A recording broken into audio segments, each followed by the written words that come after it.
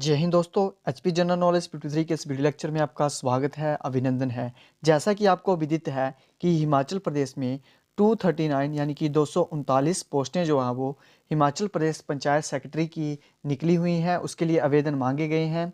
तो बहुत से जो स्टूडेंट्स हैं वो हमसे डिमांड कर रहे थे कि हम इसका जो प्रीवियस ईयर का प्रश्न पत्र है वो लेके आए। तो आज हम आपके लिए प्रीवियस ईयर का प्रश्न पत्र जो कि 2015 में हुआ था वो आपके लिए लेके आए हैं। तो चलिए सॉल्व इसे करते हैं और देखते हैं इसके जो प्रश्न 2015 में आए हुए थे। तो इसमें जो सबसे पहला प्रश्न था उसमें पूछा गया था कि दिल्ली चलो का नारा किसने दिया था। तो इसके 4 ऑप्शन दिए थे। तो इसका जो सही उत्तर था वो था सुभाष चंद्र बोस ने दिल्ली चलो का नारा दिया था। और ये कब दिया था? तो ये दिया था 5 जुलाई 1943 को ये दिया था। 1943 में ये दिल्ली चलो का नारा ये इन्होंने दिया था। और ये कहाँ पर दिया था? तो सिंगापुर के टाउन हॉल के सामने उन्होंने ये नारा दिया था, क्योंकि जो सुभाष चंद्र बोस जी थे वो आज़ाद हिंद फौज के सुप्रीम कमांडर थे और उन्होंने जो अपनी सेना को संबोधित करते हुए दिल्ली चलो का नारा जो था वो दिया था। अब देखते हैं अगला प्रश्न। तो अगले प्रश्न में पूछा गया है कि संयुक्त राष्ट्र संगठन का गठन कब हुआ था। तो इसका जो सही उत्तर है वो है ऑप्शन सी, यानी कि 1945 में इसका गठन हुआ था। तो इसका गठन हुआ था 24 अक्टूबर 1945 को इसका गठन हुआ था और वर्तमान में इसके 193 सदस्य हैं। अगले प्रश्न में पूछा गया है हिमाचल प्रदेश के पहले परमवीर चक्र विजेता कौन थे। तो मेजर सोमनाथ शर्मा जी हिमाचल प्रदेश से पहले परमवीर चक्र विजेता थे। और ये परमवीर चक्र उनको अक्टूबर नवंबर में जब भारत पाक का युद्ध हुआ था उसके लिए इन्हें यह परमवीर चक्र दिया गया था। और ये मरणोपरांत इनको दिया गया था। मेजर सोमनाथ शर्मा जी को ये दिया गया था और परमवीर चक्र पाने वाले वह प्रथम व्यक्ति हैं। प्रश्न में पूछा गया है 25 जनवरी 1971 को हिमाचल प्रदेश जो है वो भारत के कौन से नंबर के राज्य के रूप में उभरा था। तो 25 जनवरी 1971 तक भारत के जो कुल राज्य थे वो 17 थे और हिमाचल प्रदेश जो था वो 18वें राज्य के रूप में जो था वो बनकर सामने आया था 25 जनवरी 1971 को। तो इसका उत्तर डी जो है वो सही है, 18वें राज्य के रूप में। अगला प्रश्न है, इसमें पूछा गया है अंद्रेटा किसके लिए प्रसिद्ध है। तो इसका सही उत्तर है अंद्रेटा जो है वो शोभा सिंह आर्ट गैलरी के लिए यह प्रसिद्ध है। शोभा सिंह कौन थे? तो शोभा सिंह पंजाब में जन्मे एक पेंटर थे और इनका जन्म जो हुआ था वो 29 नवंबर 1901 को हुआ था। और ये कहाँ पर हुआ था? तो पंजाब में इनका जन्म हुआ था और इनकी मृत्यु हुई थी 22 अगस्त 1986 को इनकी मृत्यु हुई थी। पीजीआई चंडीगढ़ में इनकी मृत्यु हुई थी। 1919 में जो शोभा सिंह है वो ब्रिटिश आर्मी इन्होंने ज्वाइन की थी और उसके 4 वर्ष बाद 1923 में इन्होंने वहाँ से रिज़ाइन दे दिया। फिर इन्होंने अपना स्टूडियो खोला अमृतसर में। इसके बाद ये लाहौर गए, फिर दिल्ली, बम्बई और अंत में हिमाचल के ये अंद्रेटा में आकर ये बस गए और यहाँ पर इनका जो है वो आर्ट गैलरी है। अगला प्रश्न है, इसमें पूछा गया है हिमाचल में मानव निर्मित सबसे बड़ी झील कौन सी है। तो हिमाचल में मानव निर्मित सबसे बड़ी झील जो है वो गोविंद सागर झील है। और गोविंद सागर झील जो है वो भाखड़ा बांध बनने के कारण जो है वो अस्तित्व में आई है और ऊना और बिलासपुर में है ये। ऊना और बिलासपुर जिलों में ये है और सतलुज नदी के ऊपर यह बनी हुई है। भाखड़ा बांध बनने के कारण ये बनी है और गुरु गोविंद सिंह जी के नाम पर इसका जो नाम है वो गोविंद सागर नाम इसका रखा गया है। और एक बात और, इसका जो निर्माण किया था वो अमेरिकन डैम बिल्डर थे, एक हार्वे स्लोकम उन्होंने किया था। और इसका जो निर्माण शुरू हुआ था वो हुआ था 1955 में इसका निर्माण शुरू हुआ था और 1962 में इसका निर्माण खत्म हुआ, बनकर यह तैयार हुई। अगला प्रश्न है, इसमें पूछा गया था कि किन्नौर जिले निम्न में से कौन सी झील जो है वो किन्नौर जिले में है। तो इसका जो सही उत्तर है वो है ऑप्शन डी, यानी कि नाको झील जो है वो किन्नौर जिले में है। अगले प्रश्न में पूछा गया था हिमाचल प्रदेश की सबसे ऊंची चोटी कौन सी है। तो शिला जो है हिमाचल प्रदेश की सबसे ऊंची चोटी है और इसकी समुद्र तल से जो ऊंचाई है वो 7026 मीटर है।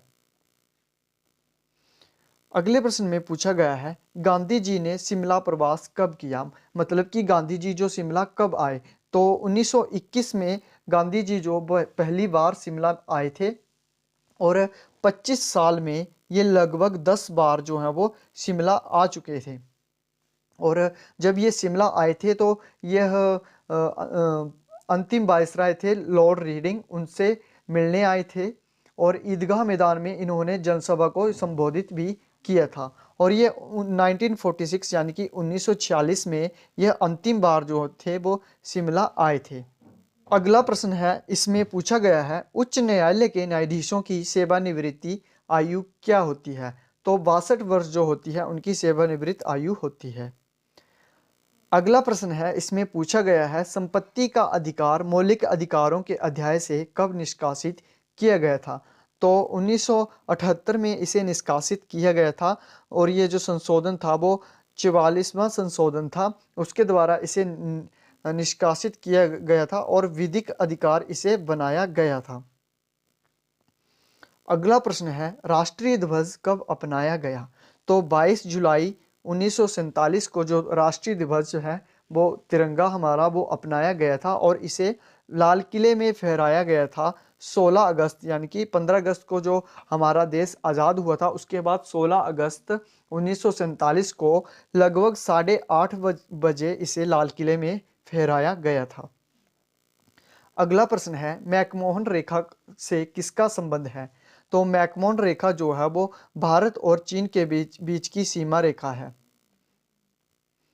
अगला प्रश्न है इसमें पूछा गया है राज्य तथा केंद्र सरकार द्वारा बनाई गई 750 मेगावाट की लुहरी विद्युत परियोजना जिला शिमला में किस नदी पर यह बनाई गई है। तो ये बनाई गई है सतलुज नदी पर। अगला प्रश्न है इसमें पूछा गया है अंतर्राष्ट्रीय महिला दिवस कब मनाया जाता है।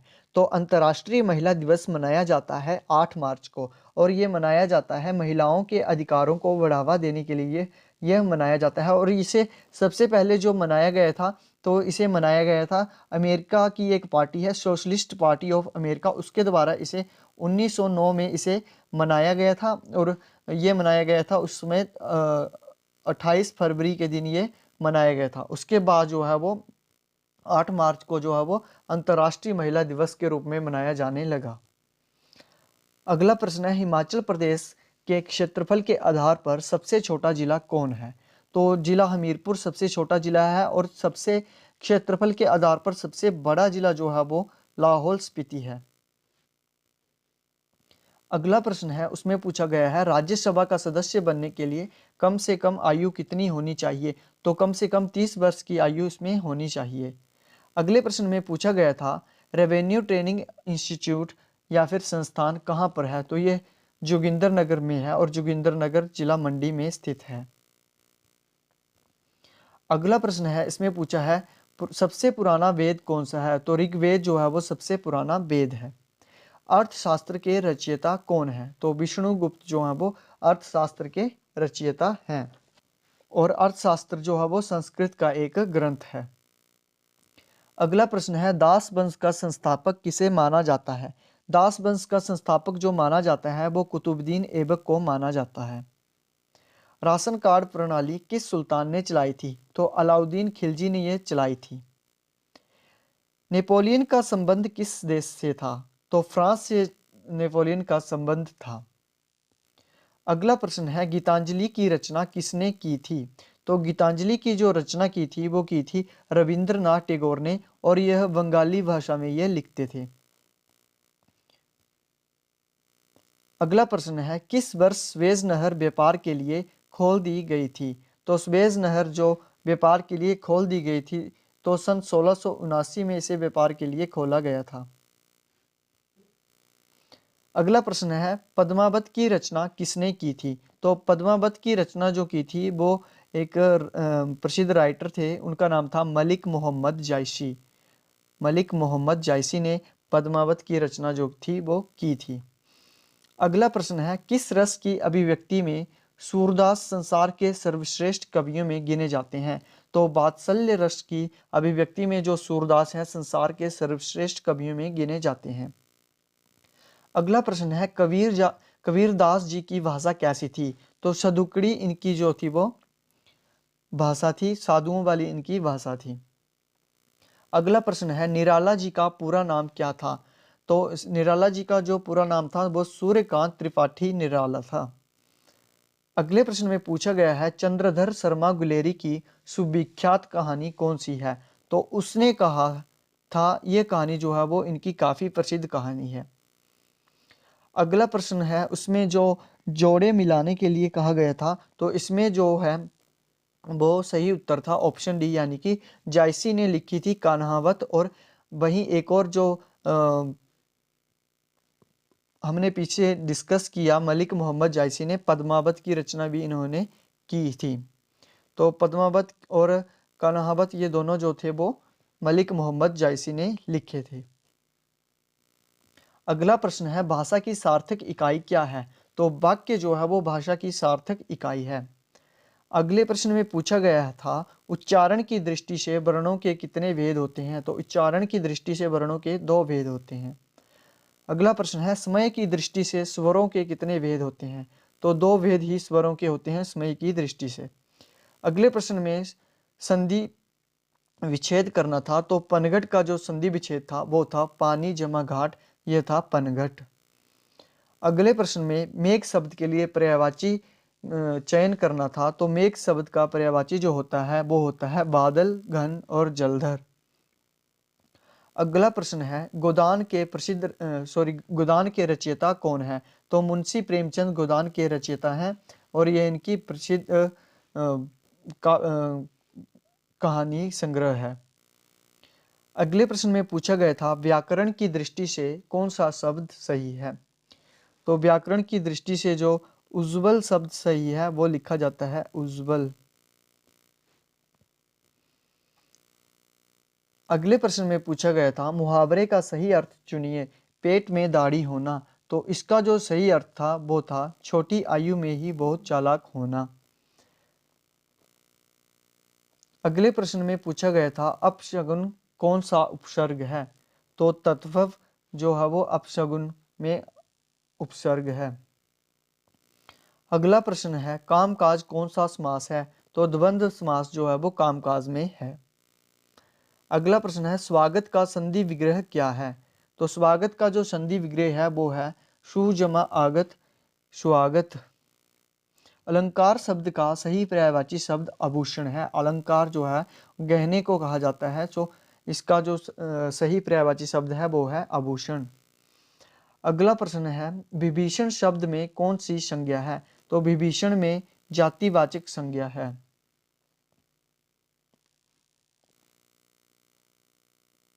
अगले प्रश्न में पूछा गया था सूरशारावली किस काल की रचना है? तो ये भक्ति काल की रचना है। अगले प्रश्न में पूछा गया है खड़क सिंह के खड़कने से खड़कती हैं खिड़कियां, खिड़कियों के खड़कने से खड़कता है खड़क सिंह। तो इसमें कौन सा अलंकार था? तो इसमें अनुप्रास अलंकार था, क्योंकि इसमें जो कुछ शब्द हैं वो बार बार दोहरा रहे हैं, इसलिए इसमें जो अलंकार था वो अनुप्रास अलंकार था। अगला प्रश्न है निम्न में कौन सा विशेषण है?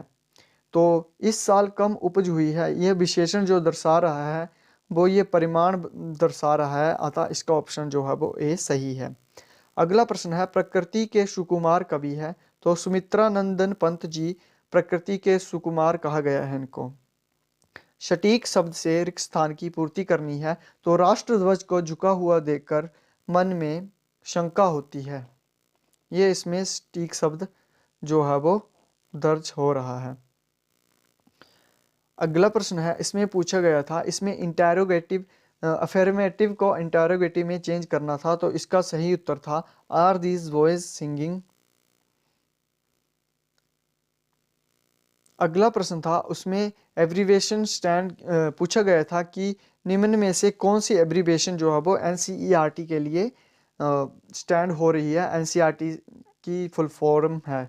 तो इसका जो सही उत्तर था वो था option C National Council of Educational Research and training.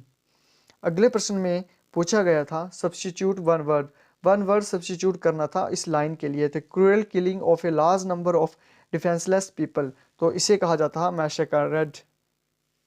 Option B इसका सही जवाब था।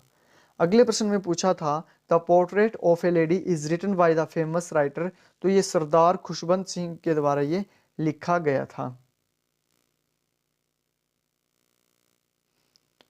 अगले प्रश्न में अपोजिट वर्ड जो थे वो ढूंढने थे, तो इंटरेस्टिंग का जो अपोजिट वर्ड था वो था बोरिंग। वहीं अगले जो प्रश्न था उसमें वॉइस चेंज करनी थी, तो they will not have congratulated us, तो इसकी जो वॉइस चेंज की सही उत्तर है वो है we shall not have been congratulated by them.